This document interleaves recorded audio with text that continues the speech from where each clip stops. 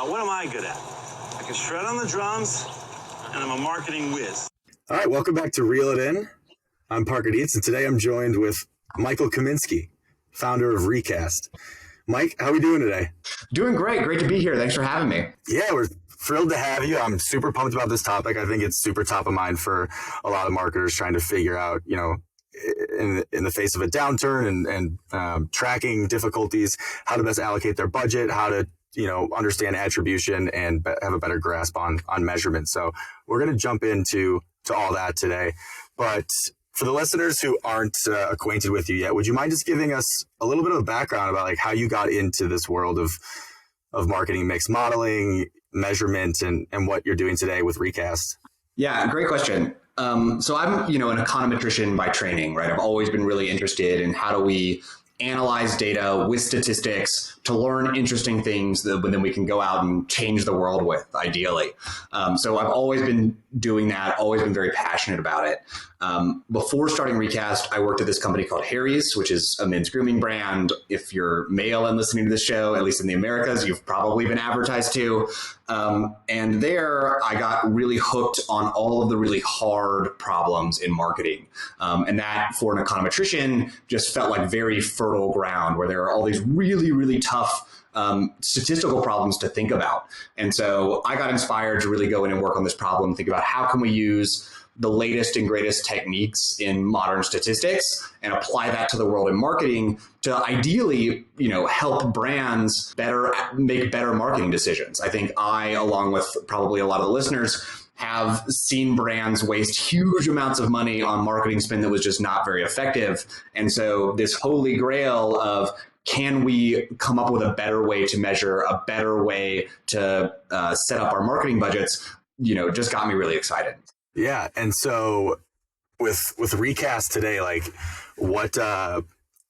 how did you come to start it? And I guess what kind of problems are you trying to solve specifically with this platform? Yeah, great question. So marketing mix modeling has a long history, right? It's actually, I think, was invented in the 50s or 60s. If you think about pre-internet days, there weren't really good ways to measure how effective marketing was, right? You sort of had to look at aggregates of how much did you sell when you were running different marketing programs and do some statistical analysis on it. So it's been around for a long time, but it was invented at a time when marketing worked very differently than it works today, right? Most TV was bought once every 6 months at upfronts. You operated in TV, maybe some radio, maybe some print, and that was really it. So we have these techniques and these ideas of marketing mix modeling that have been around for a while, but that were never really updated for how marketers actually work in 2020 and beyond. And so when I was at Harry's, I went out and I talked to a bunch of these legacy vendors about their product, and I was just not very impressed, right? They were, consulting and services oriented. They weren't using modern statistical techniques, and they weren't really set up for how modern marketers make decisions, right? They want to deliver a PowerPoint deck once every 6 months and charge you a couple $100,000 for it. And I was like, there has to be a better way to do this. So after that experience, I was like, look, this seems like if someone can really crack this problem, it's going to be able to create a huge amount of value for the world, really help brands better allocate their marketing dollars. And so that inspired me to leave Harry's, team up with my co-founder, Tom, and really, spend a bunch of time on R&D just figuring out, can we get the statistics to work at all? When we started the business, we thought look, we'll do couple months of R&D, we'll take it to market, we'll get super rich. 2 years later, it'll be great. And then, we ended up spending a year and a half or 2 years in the R&D process, 3 a.m. Saturday night, slamming the code, trying to figure out, can we actually get this to work with all of the complications of modern marketing? Eventually, we had some breakthroughs and were able to actually get it working, but it was a much, much harder problem than we had initially anticipated. Yeah, I think it's probably the biggest problem in marketing. I think a lot of people are, me included, who work in marketing are the opposite of you. I know for one, I'm very right brained. I think I got a C in statistics in college, and it was a prerequisite I had to take. So it's I think for a lot of marketers, understanding the deep analytics and statistics of how you're your activities are working, how they're being measured is like so far off from something that they understand, that like providing them with a platform that can do it in a simpler way, make it understandable is like such a game changer. But also, more importantly, it's like so necessary right now with all the different channels, with all of the, you know, new privacy regulations, iOS 14, and just like this fragmented consumer attention. There's so many channels, there's so many different things pulling them in different directions, and so many touch points. Understanding where your budget is doing the most work for you is really challenging. Exactly. Yeah. One fun question I always like to ask founders is, how did you come up with the name? Why Recast? Oh gosh, I do not know. I think I probably did my like little brainstorming exercise where I filled up a notepad with like a page of words and then went through and sort of like circled different parts and tried to find something that resonated. I mean, the idea behind Recast is it's like forecast, but looking backwards. And so this idea of like continuously forecasting is very much in our marrow and how we think about this product. And so that's where I think the roots of it come from. But really, it was probably me like walking around, taking notes in my journal, and then highlighting a few good options, and then just pulling the trigger. Yeah, checking if the domain was available. Exactly. For one that's the most common answer. Is there's no 5-letter domains available. There's all gone. Yeah, Coley is. I believe it's crazy. Like, I don't even know the exact story. There's a lot of different origin stories, but I think it's either the name of the Pantone color that they picked for the logo, and it's also a fish, a type of fish that is misspelled. It's not actually how you spell it.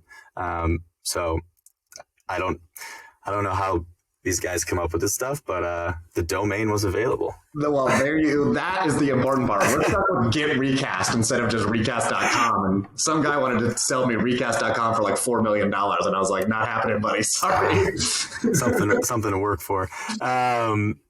Cool. Yeah. So those things I mentioned, like the iOS 14 changes, privacy regulations, the fragmented consumer attention, a lot of marketers are saying the sky is falling. We can't track attribution. We don't have a clear line of sight into how our ads are performing. So I'll just start with like the hot button issue. Is tracking broken right now? Is it dead? So is tracking broken? I mean, I think maybe I would say that like tracking has always been broken, right? And so it's important to, I think, put this in the context. It's definitely worse than it was 5 years ago, and it's definitely only going to get worse from here. But also tracking, this sort of digital tracking only was ever able to really measure, I think, a small slice of the marketing world and the commerce world, right? So tracking really only makes sense in an e-commerce D2C type context, because you could never put a pixel on the checkout scanner at Walmart, right? So marketers have always been blind to huge amounts of the retail that's actually happening in the country.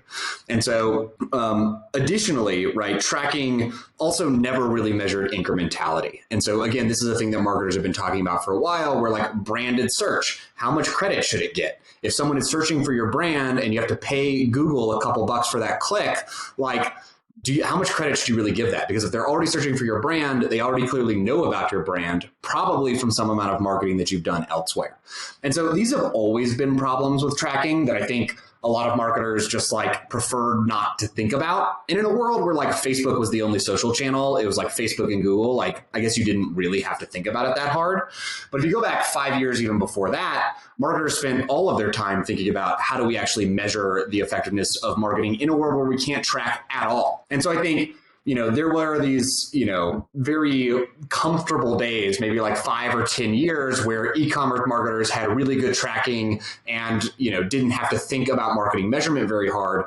But before that, and now after that, where we are today, thinking hard about measurement has to be a part of at least every marketing team's job, right? Like there will be people who are focused on creative who maybe you don't want thinking about statistics, but marketing programs need to be thinking about how to do measurement and how to do it well in a world where you can't track every touch point with every customer. And if people are buying on Amazon or they're buying on Target, that's always been the case. And it needs to be a part of every marketer's toolbox to think about how do we actually think about this marketing measurement holistically, where we aren't going to see the majority of our touch points with our customers. Yeah. And you mentioned incrementality. I know it's a big focus for you, and at least something that you assert is like a very valuable metric to track for brands. As I've mentioned before, like this stuff is not my forte. Could you just explain to me like what incrementality means? Like I'm a 5-year-old, and why is it so important? It's a really good question. So the idea behind incrementality, and this is sort of an overloaded word that people use in different contexts, but the idea behind incrementality is we want to know how much revenue would we lose if we didn't spend this money on this marketing channel, right? Or if we were to spend an extra $100 on this marketing channel, how much revenue would that generate for us? So it's this idea of this, what an econometrician might call like a but-for world. Like if it weren't for this marketing spend, what would actually happen? And really, that's the only thing that marketers should care about, right? Because that's really what you want to know is if I put this additional $1,000 into this marketing channel, how much additional revenue is that going to drive for the business? That's the core marketing decision that marketers need to be thinking about and that CMOs really should be spending most of their time thinking about. So that's the idea of incrementality, which is, look, if we take this channel and we turn spend to zero, how much are we going to lose? And again, to put it in the context of branded search, which is pretty easy to reason about, people have done experiments in the past where they were spending huge amounts of money on branded search. They take that spend down to zero and their top line revenue stays flat, right? That indicates that that channel was not very incremental because you were spending all of this money that didn't actually make a difference to your bottom line. And so what we want to know is what is the incrementality of all of our marketing channels, right? If we put an extra $100 into each channel, which one gives us the most additional revenue in a total revenue context? And it could be the case that you could spend an extra $100 on branded search, but those are all people who are going to convert anyway because they're familiar with your brand. And so it's not incremental at all. Or it could be the case that if you spend an extra $100 on YouTube, right, those are all truly incremental conversions who would not have converted it anyway. And those are the numbers that you want to be focused on because you want to allocate your marketing budget to the channels that are most incremental for your business. Yeah. So it's really just like, I don't know, it's such like a analytical way to look at it. I think a lot of marketers will, paid search is like a great example. And you're right. It is easy to reason with. It's like, if you're at least like in my experience, it'll be, it's our best channel. We can't reduce any spend there at all. Or, it'll tank. We'll lose clicks, we'll lose visitors, we'll lose leads, whatever it is. But that's, the idea there is that you're not really focused on incrementality. It's more of just like a fear of missing out on something you've been doing.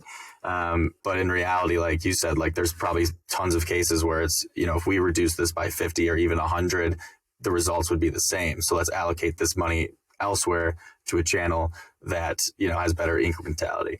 Does that make sense? Did I say it right? Yeah, I think that's exactly right. And I think, that's the right way for marketers to think about it. And I think, you're exactly right that some of this, the hesitancy to make changes comes from like a fear of missing out or just like sort of a fear to make changes. But, the point that I try to make to marketers is like, this is not, in the Amazon parlance, this is a two-way door, not a one-way door, right? We can take down spend in branded search for a couple of weeks and see what happens. And if our revenue goes down, like, whoa, we'll pull back. No problem. Like we can go back to where we are today. But just because we're at some level or some strategy today doesn't mean we can't experiment with that or take a bet and see what happens.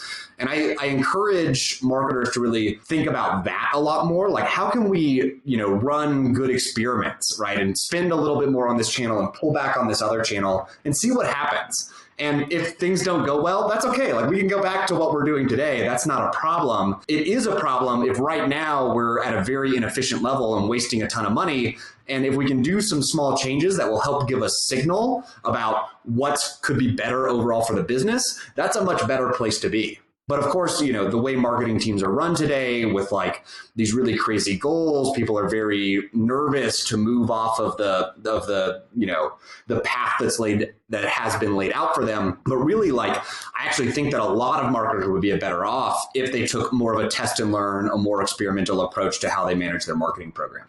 Yeah, I think the big thing there is realizing that it doesn't have to be an all or nothing approach, and it really should be experiment based, making adjustments, and that'll like help you avoid the situation where you make a big change or move into a new direction, and then the finger is pointed back at the marketing org, and it's like, well, why'd you do that? It's, it's your fault. I think marketers in general have a fear of the finger pointing back at them, because it so often does, right? It oftentimes goes back to marketers.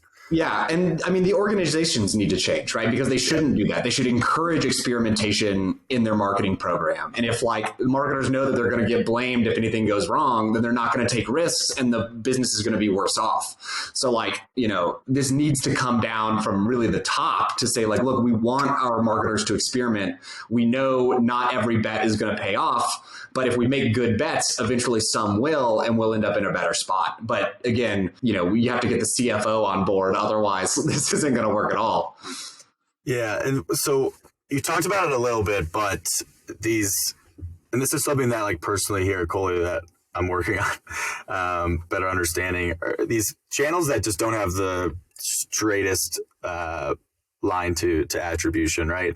Like the untrackable channels. I think the best thing a lot of companies have right now is "How did you hear about us?" box, which can be really inaccurate. A lot of people can't even remember where they heard about something for the first time, and it's what I've been told is that it's often incorrectly self-reported.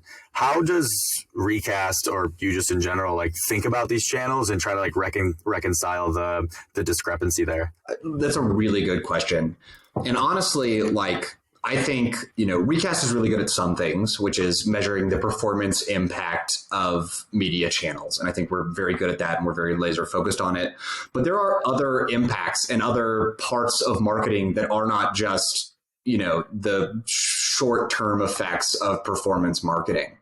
And I think this is the place where marketers need to have a perspective on long-term strategy. And this is, I think, what makes the difference between really laser focused, small D2C performance oriented marketers and people who want to work at these bigger brands that have a little bit more strategy to them. And I believe that for things like podcasts and organic content, you sort of have to have a strategy and make a bet based on your view of how your customers want to engage with you. And you're just simply not going to be able to measure the short-term effects of that. And Coley has clearly made this bet in terms of thinking about making this podcast. At Recast, we've invested huge amounts into our organic content engine and how we think about that. And, we're a marketing measurement company, and I have thrown up my hand and say, we're not going to be able to measure the effect of that. And that's okay. I think that that's okay. We have made that decision. We believe that this is how we're going to be able to build a brand and get customers to trust us. And that's a strategic decision that we've made. And we just have to say, look, we're going to invest in this. We're going to invest X amount of dollars. We're not going to be able to measure the short-term impacts of that. And that's okay.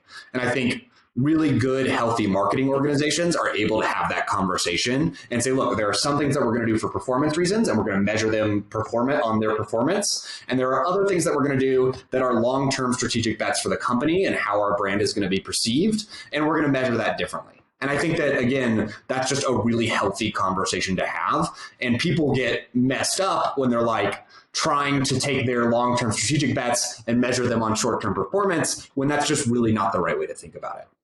Yeah, so I love that you said that about how Recast is a measurement platform and has such an aggressive approach to organic social. I'm thinking of a few other vendors / agencies that are the same, or at least super hyper focused on attribution. A lot of their main points are, most marketers aren't focusing on attribution correctly, or they're doing it wrong, and then they have a podcast and the most aggressive organic social strategy ever. So it kind of gives some validation that, forever there's always going to be a piece of marketing that's just going to be untrackable. And it's more so just about trusting in yourself and coming up with a smart strategy that you think is going to work in the long run, despite not being able to measure the short-term success of it. I think that's exactly right. And I don't want to say you shouldn't measure it at all, right? I've been doing a lot of organic LinkedIn content, for example, and I keep an eye on are we getting leads from LinkedIn? Are we getting traffic from there? And if we weren't getting anything, I would be this clearly isn't working. We need to do something different. But I also am not looking for like a strict ROI threshold on that activity. And so I think it's like you need to be strategic about how are you going to measure, what are the goals that you're going to set for different types of channels, and then just be smart about that and like be reasonable, have a strategy. That's really the most important thing, is to have a defensible strategy, have some way of measuring, and then measure the strategies according to what the actual goals are. Yeah. So for a guy like me, who's maybe not so analytical, not so good with the numbers or the math stuff, I feel like there's a lot of the marketers I know, especially at D2C brands, are like similar to me. How would you like help someone like that have like more of a scientist mindset, a more like econometrician mindset, or at least understand the value of it? Because I think that's a big win, for marketing orgs, would be like if a lot of their marketers could have that mindset and focus more on the analytical side of things. I guess, how would you tell like a more creative minded marketer just to think about it? I mean, look, this is a good question. I mean, I would say, like, first of all, don't overthink it, right? Like, look at some basic stuff, and you should be able to, I mean, again, you're doing this podcast, you should be able to at least track like how many downloads or how many listens are you getting, and just start to basically think about like, are we moving in the right direction? Does this make sense? If you're only getting 4 downloads, like, is it worth it? Those sorts of basic questions, I think every marketer should ask themselves. And then the next thing to do is, like, if you don't want to be thinking about it, like, can you bring on someone to your team who is really interested in those questions? Like, there's a marketing analyst role at a lot of companies that I think that can be a great partnership if you actually make it a partnership, right? If you are great at creative and you don't want to think about the numbers, that's awesome. Creative is super important. If you have really good creative, you can, double or triple your ROI on a lot of channels. So, like, great, focus on that. But also recognize your own weakness and say, look, we're going to need an analytics person on this team who knows marketing and knows how to think about it. So let's round out the team with a person so that way we get the full coverage. And so I would just say, like, do some basic thinking, right? Like, are we tracking the numbers at all? Like, that's going to be important. But if you don't want to do it, think about how can we add on to the team with people who are going to help us think about it, and where we can actually form a really good partnership between the numbers person and the creative person. Yeah, I do think that division is super important. And what have you seen? So between like Harry's, and I'm sure like you're familiar with like larger brands as well, when it comes to measurement and like budget efficiency, what are like the strengths and weaknesses of each between like a D2C smaller like startup brand and then like a enterprise CPG brand? It's a good question. I think, I'm incredibly impressed always by a lot of these very scrappy D2C performance marketers. They are very numbers driven generally. Like the really good performance marketers are incredibly analytical. They're very thoughtful about how can we squeeze every last penny from every dollar that we're investing. And I find that to be very impressive. I also sometimes see them as being a little bit limited. Like, they're used to working on like Facebook and Google only, which are very sort of mechanical type channels where you can really like take a numbers brain to that and get a lot of juice out.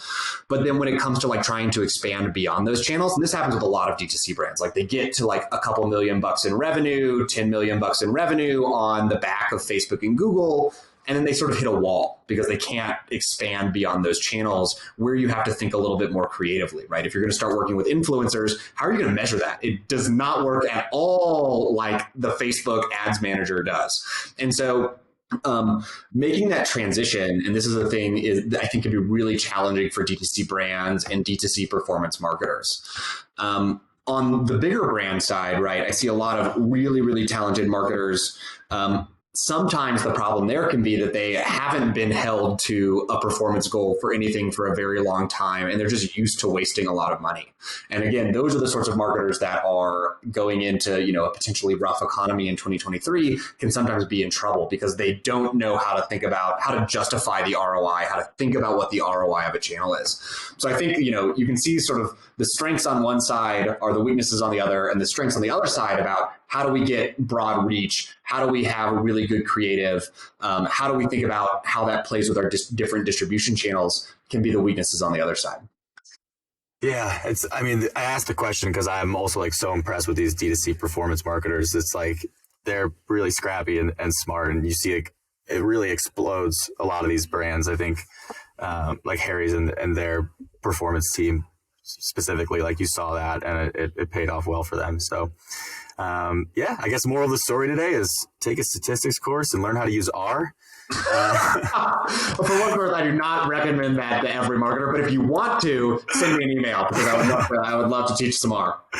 Oh man, Michael, it was great having you. I think this was a super valuable session for Reel It In.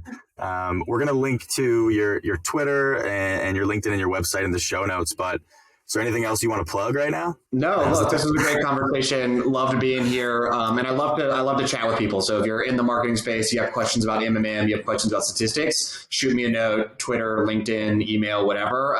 Would love to chat. Cool. Yeah. We'll catch you next time on Reel It In. Thanks so much, Michael. All right. Thanks, Parker. Bye.